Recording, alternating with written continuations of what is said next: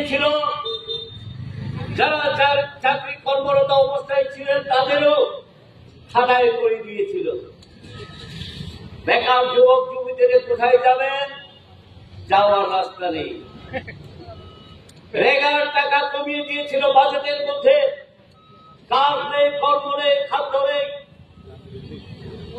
তার মধ্যে আবার করোনা মহামারী মানুষকে আর ঠকিয়ে ভোট নেওয়ার পর সব বেমালুম ভুলে গেল। ঘন্টা বাজাও, কাশি বাজাও, থালা বাজাও, সব করোনা ভালো হয়ে যাবে।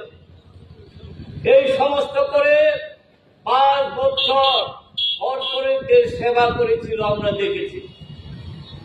কোথায় কালো টাকা, কোথায় কোথায় 15 লক্ষ, কোথায় 2 কোটি বেকারদের কর্মসংস্থান, কোথায় দ্রব্যমূল্য বৃদ্ধি, কিছুই করেনি তারা।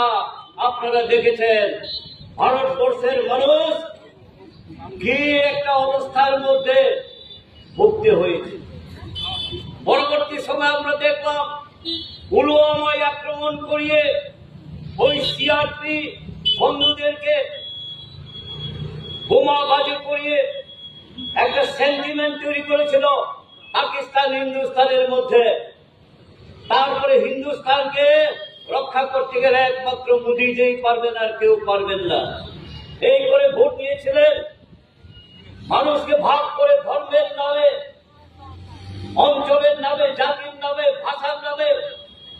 আবার যারা সরকারে আসলো, গত 5 বছর আমরা কি দেখেছি, দ্রব্যমূল্য বৃদ্ধি হু হু করে বেড়েছে। জীবনদায়ী ওষুধের দাম কিভাবে বেড়েছে আপনারা দেখেছেন। মা বোনদের কিভাবে ইজ্জত লুণ্ঠন করেছে উত্তরপ্রদেশ।